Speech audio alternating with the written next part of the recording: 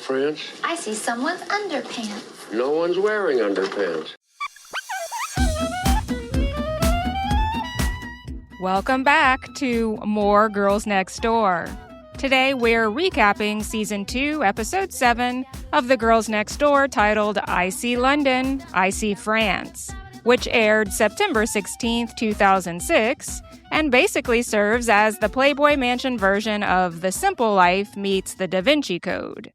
We've got luxury hotels, international press, Kendra flashing royal officials on a riverboat, and one deeply confused group of Americans discovering the existence of a bidet. But before we board the Playboy Air International Ego Tour, let's crack open the Y2K vault.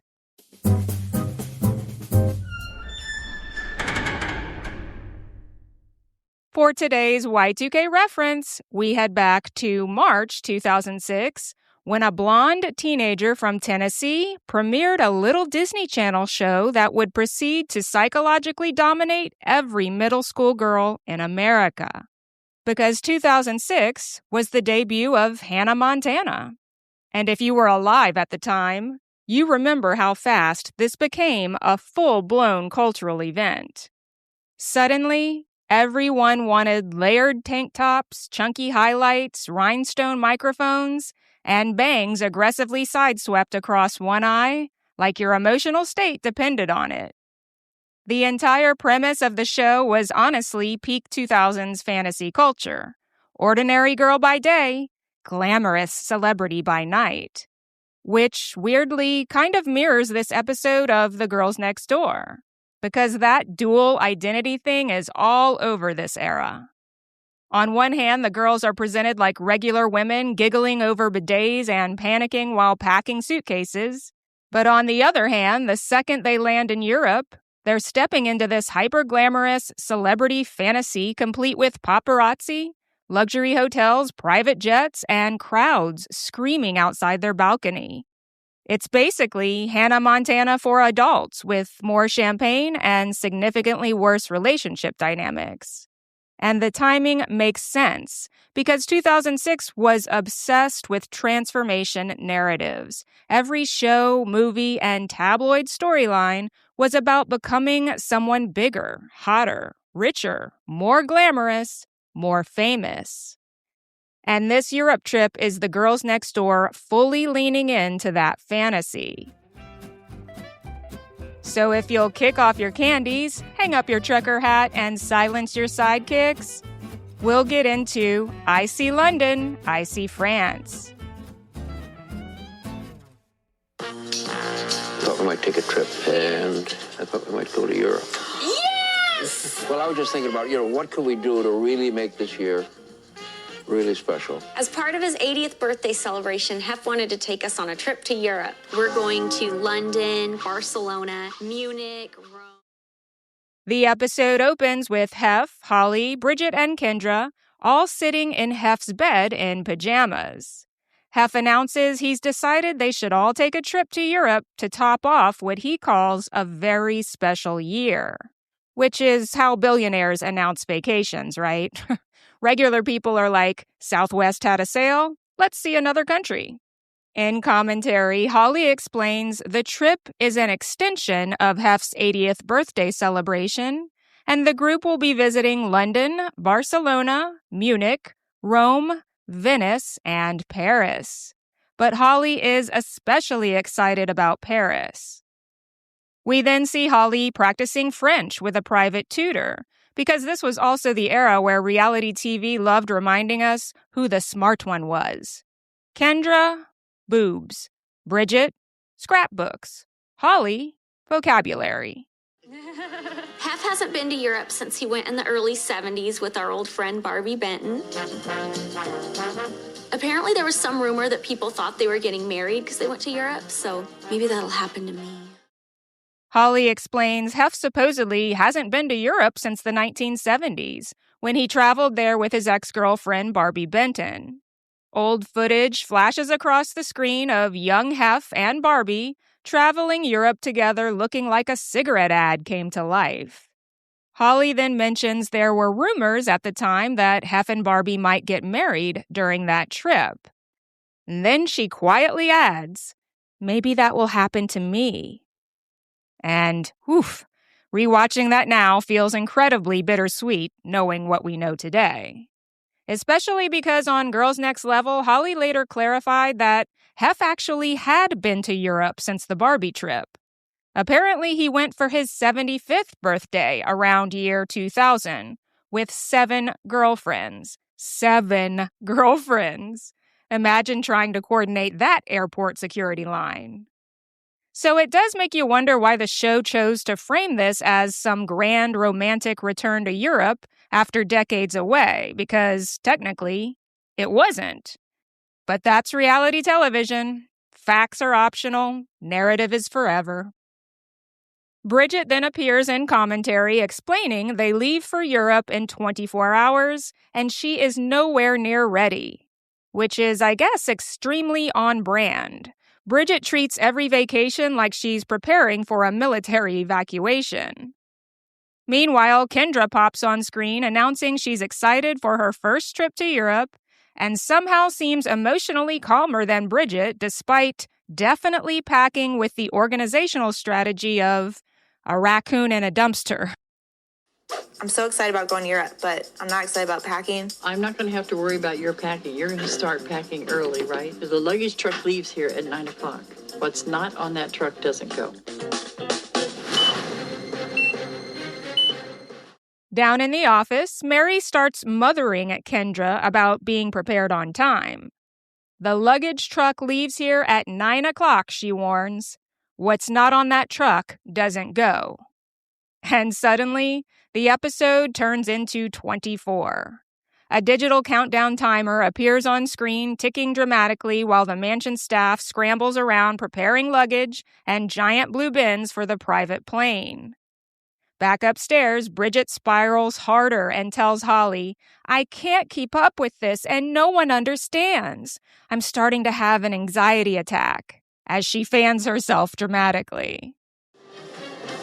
I can't keep up with this. I'm not kidding. I can't keep up and no one understands. I think Bridget was really stressed before we left for Europe. I'm like starting to have an anxiety attack. And Bridget, I'm so sorry, but respectfully, you're living in a mansion with butlers, assistants, drivers, housekeepers, and an entire production crew. If this is the anxiety attack, I'd hate to see you renew a driver's license at the DMV.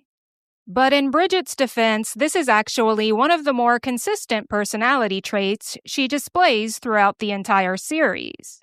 Bridget treats every trip like she's preparing for every possible outcome all at once. Most people pack for the vacation they're taking. Bridget packs for the vacation, a surprise weather event, an emergency pageant appearance, a costume contest, and what appears to be a small regional theater production. The woman simply refuses to be underprepared. And truthfully, given how often she ends up being the most organized person in the room, maybe she's onto something. Then we cut to Kendra in her room trying on outfits for the trip while, can you guess? No, just guess. Twerking. Shaking her ass in a black and red striped dress. Up and down, up and down. At this point, we're really seeing what producers think Kendra's lane on the show is becoming. Loud reactions, wardrobe changes, and booty choreography. Meanwhile, Holly explains the Europe entourage is massive. Hef's brother Keith is going, Mary, assistants, security, and their hair and makeup artist Steven. And pause, because if you haven't listened to the Girls Next Level recap of this episode or Steven's interview, both are really worth hearing because there's a much darker undertone happening behind the scenes here. Steven, who was openly gay, later revealed that midway through the trip, Mary informed him Hef no longer wanted him fraternizing with the girls outside of work. Up until then, he'd been welcomed on excursions and activities, but apparently Hef became convinced Steven was sleeping with Kendra, which literally everyone involved denies. Hef even had Steven's hotel moved so he wasn't staying near the group anymore. And really, it's one of those moments that exposes how weirdly controlled this environment could become underneath all the glamour. Stephen was young, early in his career, and reportedly only charging Hef around $400 a day to do glam for 3 girls, which now sounds like robbery considering he later worked with the Kardashians, Mel B of the Spice Girls, and built successful beauty collaborations of his own.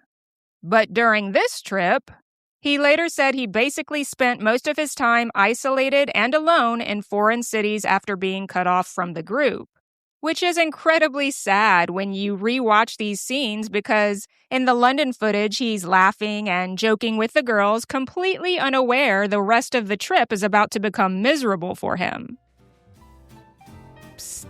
Interrupting Megan here to remind you to subscribe to this podcast and like and share it with your people. As I'm speaking to you now, I'm in the middle of recording my 2nd season of More Girls Next Door, so I haven't launched it yet.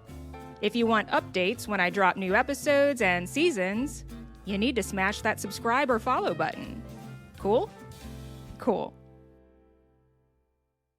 Back to the episode, we finally see the plane soaring through the sky before arriving in London, where dramatic B-roll of the city flashes across the screen. From the jet, the group immediately hops into limousines for a leisure caravan to the hotel. But they quickly realize the press already knows they've arrived. When they step outside the hotel, photographers swarm them, yelling questions while camera flashes explode everywhere. Back then, paparazzi coverage was basically treated like a professional sport. The group rushes inside the hotel where they're shown their luxury suite. Gold fixtures, giant rooms, absurd bathrooms. And then, the bidet. None of the girls know what it is. They stand around it staring like archaeologists discovering ancient alien technology. What does it do? What? There was a bidet in our hotel room. The thought of water that comes out of a toilet, like cleaning off my crotch, just doesn't sound sanitary to me. I'd rather use a baby wipe. Was that TMI? I've never in my life seen a bidet. Like, I don't get it. What do you do with that thing? I mean, I heard that you stick it up your ass or something. It's a crotch washer. And honestly, this was peak American energy abroad. We landed in Europe and immediately became frightened by advanced toilet systems. But one thing I love about this episode is that it accidentally captures how new all of this was for them. Looking back now, international travel feels a lot more common. But in 2006, especially for young Americans, Europe still carried this almost mythical quality. It was the place people studied abroad, the place rich people vacationed, the place romantic comedies happened. So watching the girls get excited over hotels, landmarks, and bathroom fixtures feels oddly authentic. For all the wealth surrounding Playboy, these are still 3 women experiencing Europe for the first time. We then get a montage of nightlife clips with cocktails, dinners, dancing, and Hef absolutely feeling himself on the dance floor, while Holly comments that Hef may be 80, but still has all the right moves. Okay, Holly, as footage plays of Hef dancing like John Travolta in Saturday Night Fever. The next day, the group tours London with guide Janine, and I need us all to pause and discuss Bridget's outfit because, wow. White go-go boots, psychedelic pattern mini dress, fur-trimmed coat, bouffant hair with a headband. She looks like Austin Powers' aunt. Yeah, Aunt Daphne. But seriously, it's a great look on her. I really wanted to see the Queen. We should have someone tell the Queen that you're here so we can go visit him. Okay. I think that the Queen would want to meet Hef. And I'm sure if she would have known that we were there, she would want us to come over. I don't understand why the Queen wouldn't want to see Hef. Like, they're both 80. Meanwhile, the group visits landmarks like Big Ben and London Eye. While Kendra remains loud and chaotic, Bridget stays cheerful, and Holly honestly seems kind of sedated through parts of London. Kendra said that she learned more on this trip than she did in school. I'm obsessed with this place. I love it. It's so beautiful. I think I'm enjoying London more than Holly and Bridget. I don't know why. I just feel that way. I feel like nobody else is so excited like I am for some reason. And he made Nelson's. The next day, Holly and Hef stay back at the hotel while Janine takes everyone else sightseeing on a riverboat. And during the boat ride, Kendra decides to flash her breasts at London. Classy international diplomacy from the United States. The group is served traditional high tea complete with scones and clotted cream, which immediately becomes a crisis because Bridget and Kendra have the palates of unsupervised fourth graders. Yellow mustard and chicken fingers. If you know, you know. And producers really milk this. For 90 straight seconds, we watch them taste clotted cream, recoil in horror, make disgusted faces, and giggle like children being forced to eat vegetables. Steven is happily joking around with them, completely unaware this is basically the last carefree moment he'll have on the trip before the weird Hef suspicion situation explodes. Steven's story says something interesting about Hef himself. Think about the image Hef spent decades building. This worldly, sophisticated ladies' man, the ultimate bachelor. A man so confident in his ability to attract women that he literally built an entire brand around it. Yet all it took was Kendra laughing and enjoying herself with her openly gay hairdresser for Hef to become suspicious. You see, confidence and control aren't actually the same thing. A truly confident man doesn't look at an openly gay makeup artist and think, "That's my competition." But insecurity does. And what's especially strange is that Steven wasn't some mystery man hanging around the mansion. Everyone knew who he was. Everyone knew he was gay. Everyone has denied anything inappropriate ever happened. Yet somehow Hef still became convinced there was a problem. Steven's account suggests that what bothered Hef wasn't romance. It wasn't even sex. It was attention. Kendra was laughing. Kendra was having fun. Kendra was connecting with someone else. And for a man who built his entire world around being the center of attention for multiple girlfriends, maybe that was enough. Because the version of Hef presented on The Girls Next Door is this effortlessly secure patriarch presiding over his glamorous kingdom. But stories like this reveal a much more human reality.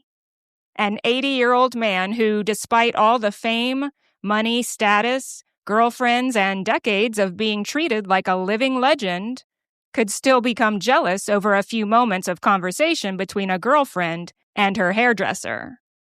And that's a lot more revealing than anything happening on camera.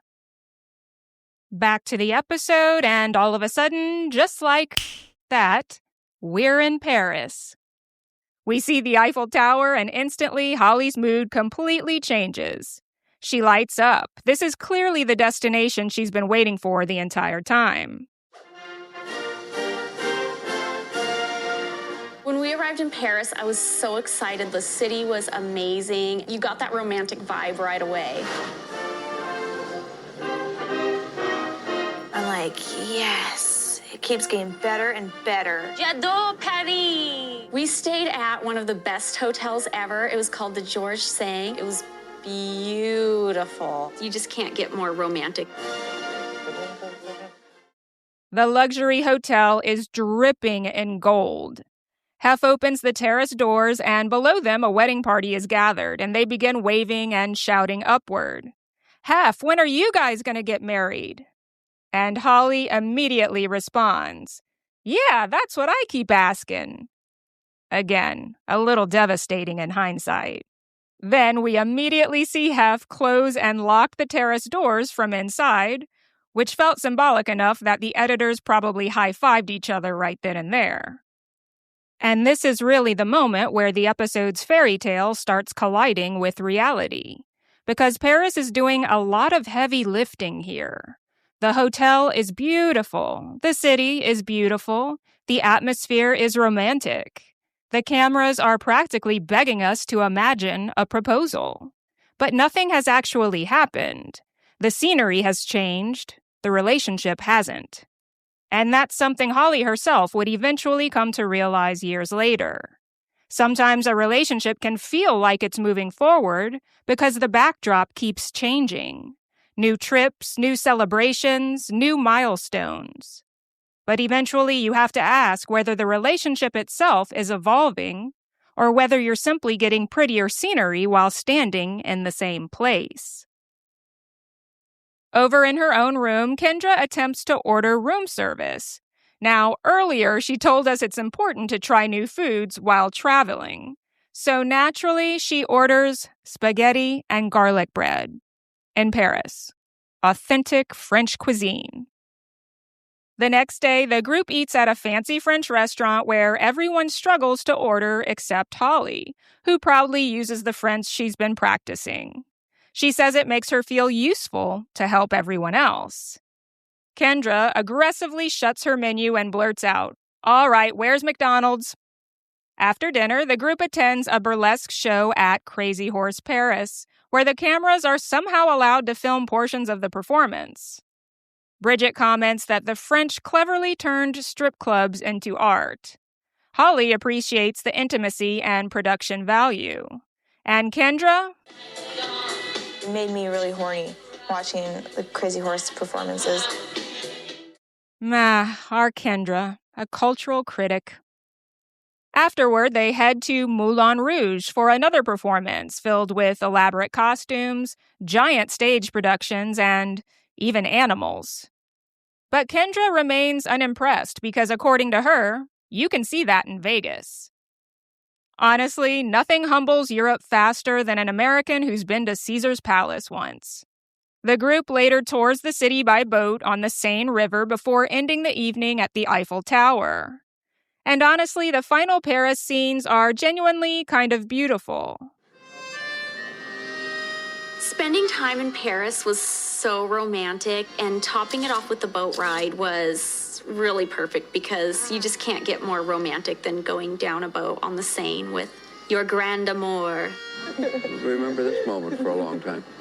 When we were on the boat ride in Paris, we stopped and took a picture in front of the Eiffel Tower and has said, "This is a moment you guys will never forget." And I know that he's 100% right. All of the memories that we're making in Europe are memories we'll have for a lifetime. I will never forget that, too. I will never. Holly seems happier than we've maybe seen her on the show. She says she finds spending time with Hef in Paris incredibly romantic. Bridget and Kendra cuddle together, laughing in the cold night air while the Eiffel Tower sparkles behind them. For a moment, the show actually slows down enough to let the cast breathe. No mansion politics, no themed parties, no petty competition. Just 4 people standing in Paris, trying to hold on to a perfect moment. The episode ends with Hef saying it's a moment they'll all remember for a very long time. I think they probably did. Because beneath all the weirdness, all the performative glamour, all the editing tricks and fantasy packaging, this episode accidentally captures something real. Not necessarily romance, not necessarily happiness, but possibility. That weird mid-2000s feeling where everything still felt oversized and cinematic, and maybe, just maybe, your life was about to become the movie version of itself. And honestly, that's probably why this era still fascinates people now. Thank you guys for hanging out for another episode of More Girls Next Door. Next time, we join the girls for the next leg of their European experience in Rome. You don't want to miss that. If you're enjoying the show, make sure you subscribe, leave a review, and send this episode to your fellow former Us Weekly addicts. I love you guys. I'll see you next time. On the bricks.